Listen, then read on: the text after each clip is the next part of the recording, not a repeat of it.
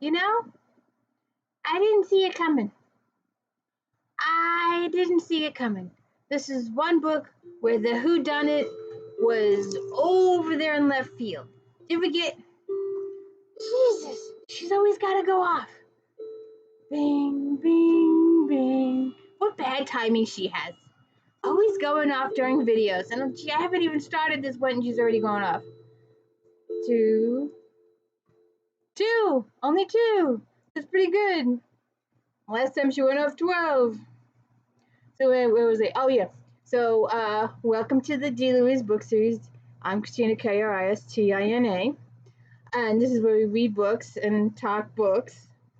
And I'm trying to learn sign language. And so it's it's nice to meet you.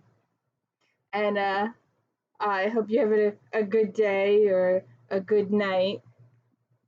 And so please check out Flashback Mondays and Star Trek Fridays and If Then Fridays, my new series. I'm really enjoying it. I hope you are liking it very much. It is freezing in my house today. I am freezing. All right, where's my book, Casanova? My co-host.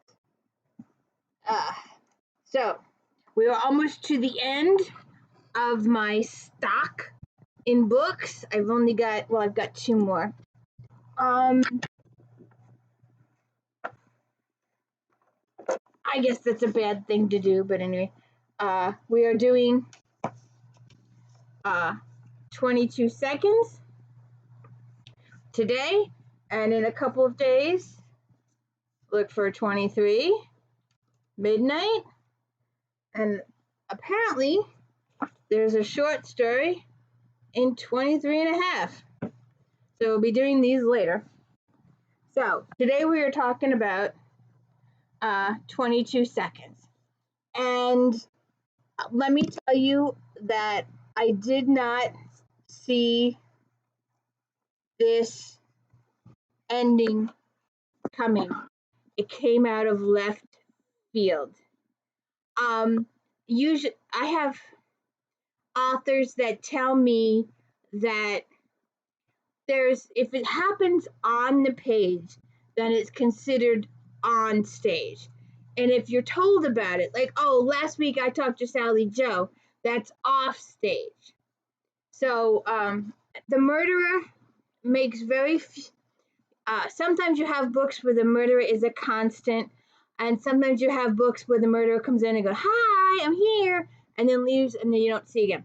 This is one of those where they're like in and out, every couple of chapters, in and out, make very, very brief appearance, to the point where I didn't see it coming.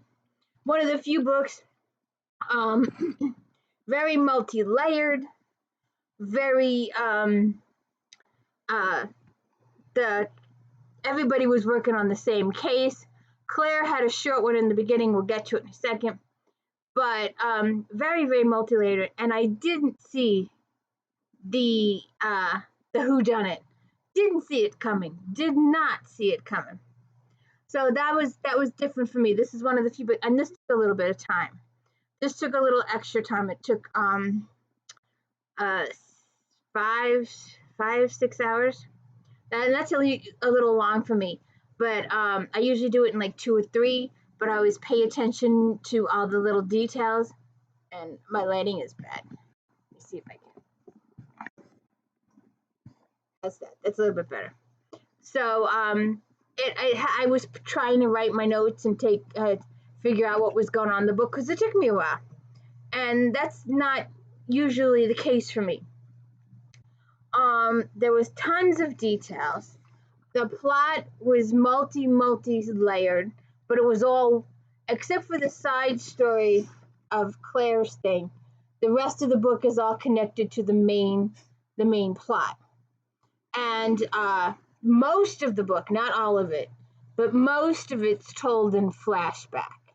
The beginning, it's talking about, Cindy starts off the book, and she's headed to her publisher. In the last book, there was a serial killer, and Cindy is going to write a book about it. And so she's meeting with a publisher, but she's also concerned about Lindsay, who was involved in an officer-involved shooting.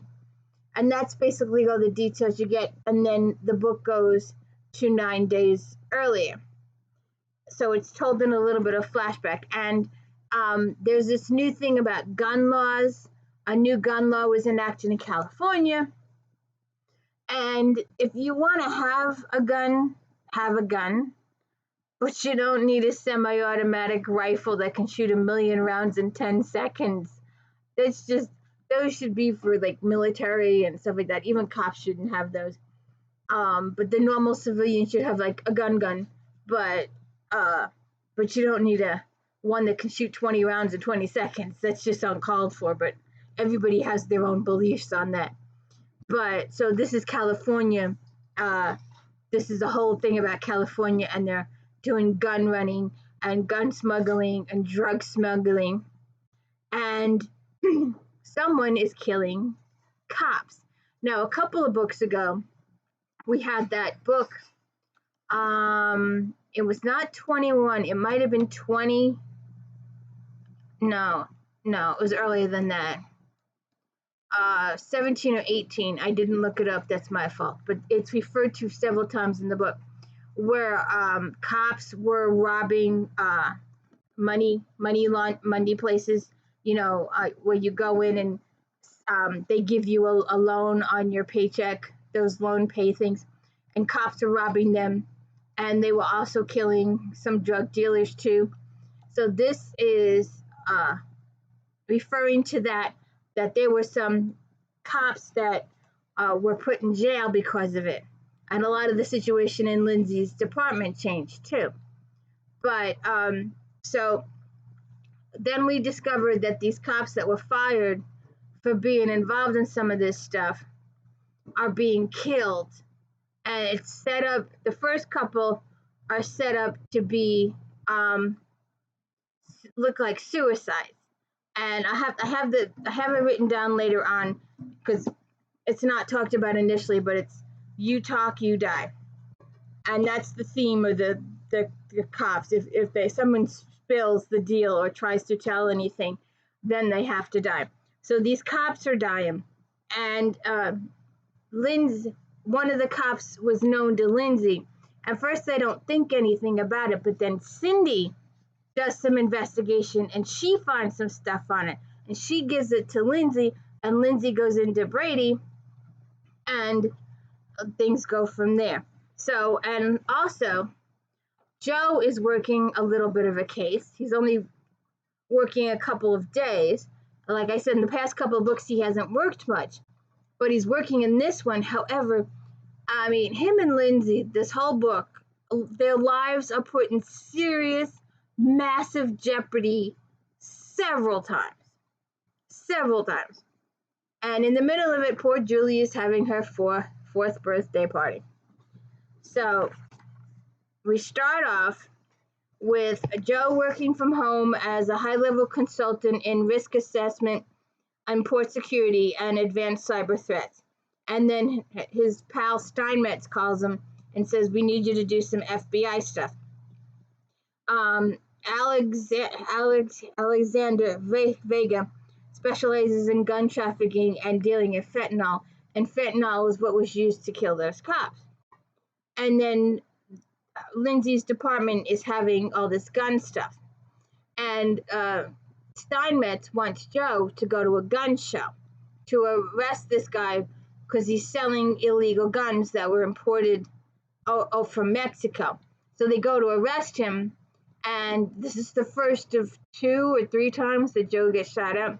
He's got the vest on, and they end up in a shooting inside the gun sale place. So he ends up, the vest saved his life, but he does get massively bruised. So they arrest the guy, and they're trying to get information on the gun runners. And then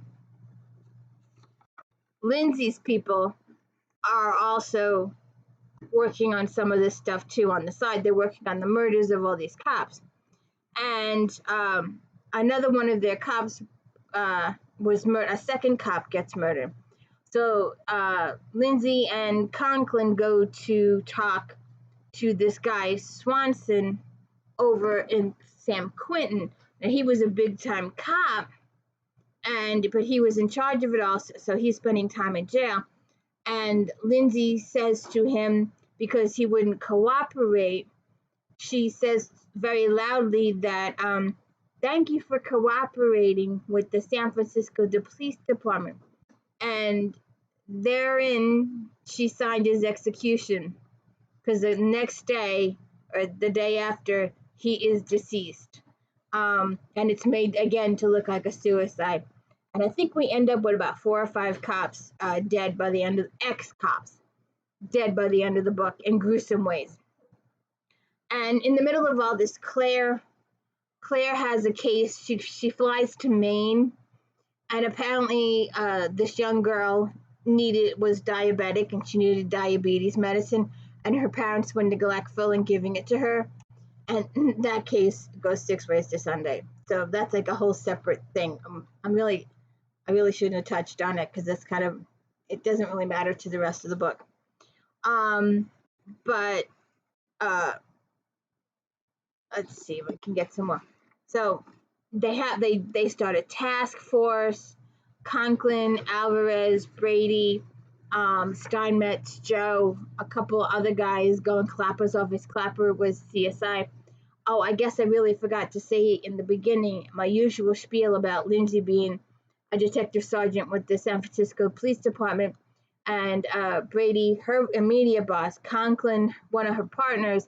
Sonia Alvarez is from Vegas. She's the new girl on the scene. And Clapper is the new head. And he used to be the head of CSI. So now he's the head of the police department.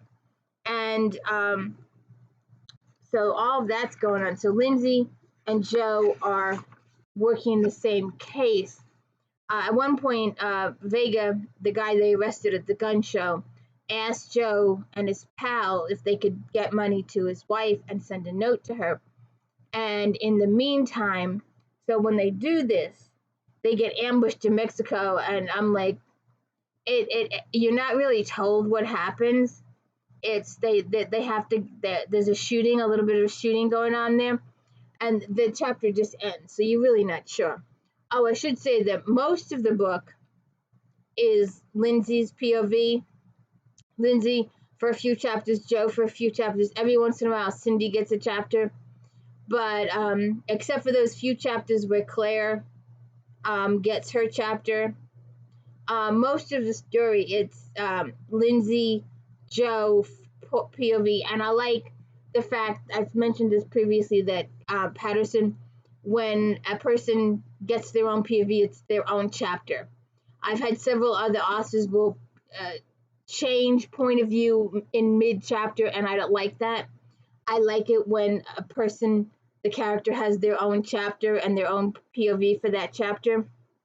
So they talk to a lot of different people, and I'm just going to skip this.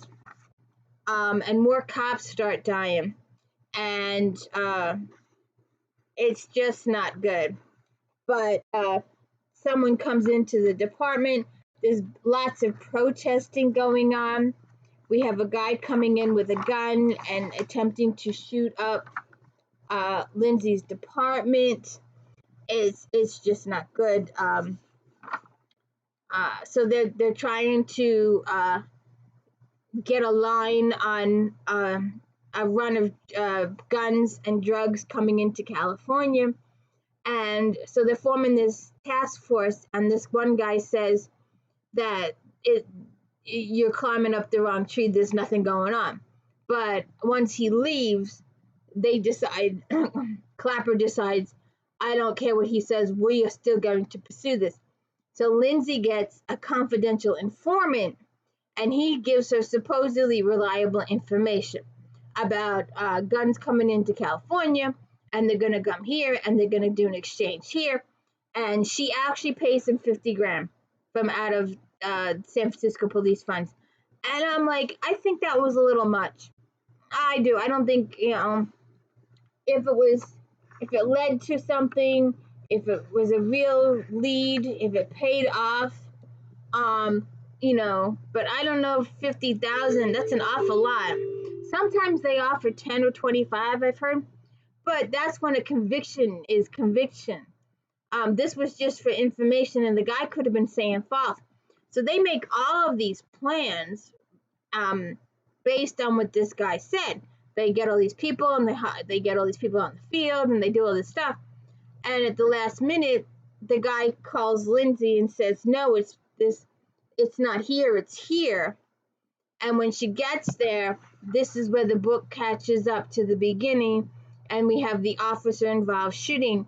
And it was caught on several video cameras, and Lindsay had her phone on, so everybody in the field heard what was going on.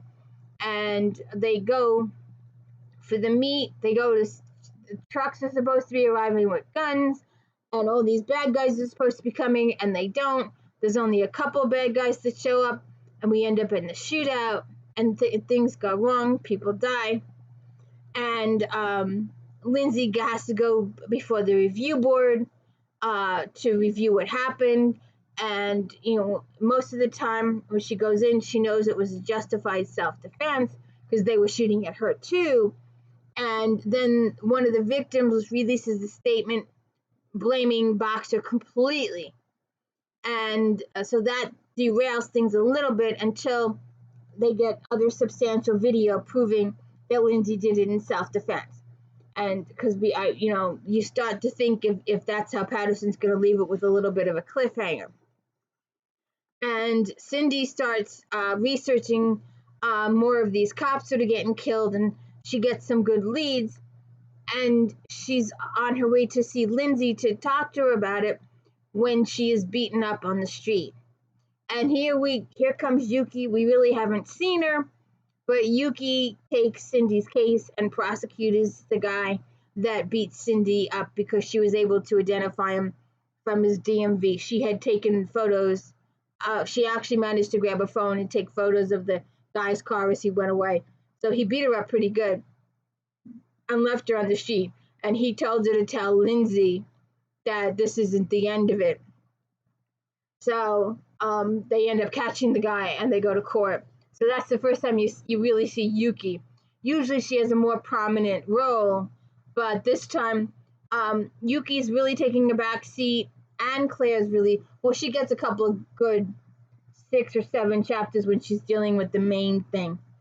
But it's very, very multi-layered because we have Joe working his side of the case, Lindsay working her side of the case. There are a few times when they're actually working together. Then they decide that the people come after Lindsay and her family. They're making threats towards her family. So they decide to ditch Julie up with the sisters. And at first, Julie's really enjoying it, but she's up there on school days, and her cousins are going to school, and she's staying home, and she doesn't like it, and she feels left out. So there's a whole bunch of kids angst there too. So it was really good. Like I said, it took me longer than usual, and I think what surprised me most was the sudden turnaround in events at the end that went, here's the bad guy, surprise! I bet you didn't see this coming, because I didn't.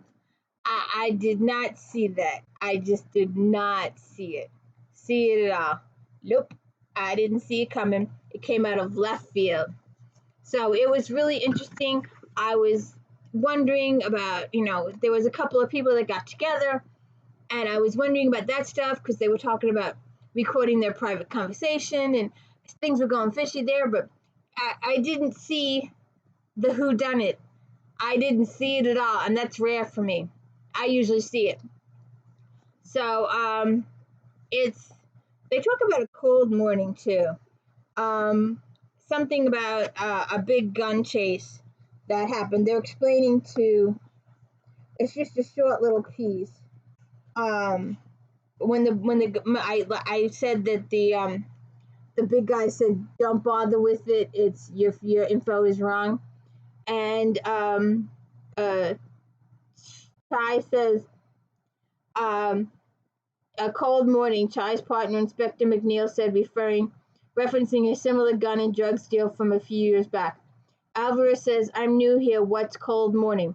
McNeil said, the biggest takedown in my young life. 1,000 cops, hundreds of pounds of drugs were sent on small electric carts through this half-mile long, 30-foot high tunnel. Not just drugs, but tons of guns and hundreds of vehicles. As I recall, it took 2 years to put that plan together. I said, we have a day. Lindsay says, yeah, we have a day. But like I said, I didn't see this ending coming. I didn't see the killer. He made brief appearances here and there, but I didn't see it coming, and it was surprise. Sometimes it's nice to be surprised. So I don't know what's going to go on with Lindsay in the next book, but we'll see. But I took about 30 pages of notes here. But I hope you will like and subscribe. I hope you will tune in to If Then on Fridays and Star Trek Fridays and Flashback Mondays. I work really hard on Flashback Mondays. Looking through all my collection here and other stuff to get books. And I cover all genres: inspirational, contemporary romance, historical romance, mystery, sci-fi, paranormal, urban, and we even go into Harlequin. And I just released the other day Harlequin If Then. It's one of my better ones, or worse ones, depending on the fact that it crashed in the middle of the video and I had to start over again.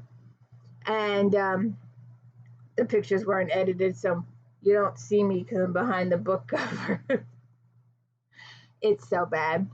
But I please enjoyed this. Like I said, this is one of the ones that took me longer to read, and it also, the whodunit was a surprise. I didn't see it coming, and it was very multi-layered, very textual case. So we'll see what happens. 22 seconds. Have a good one.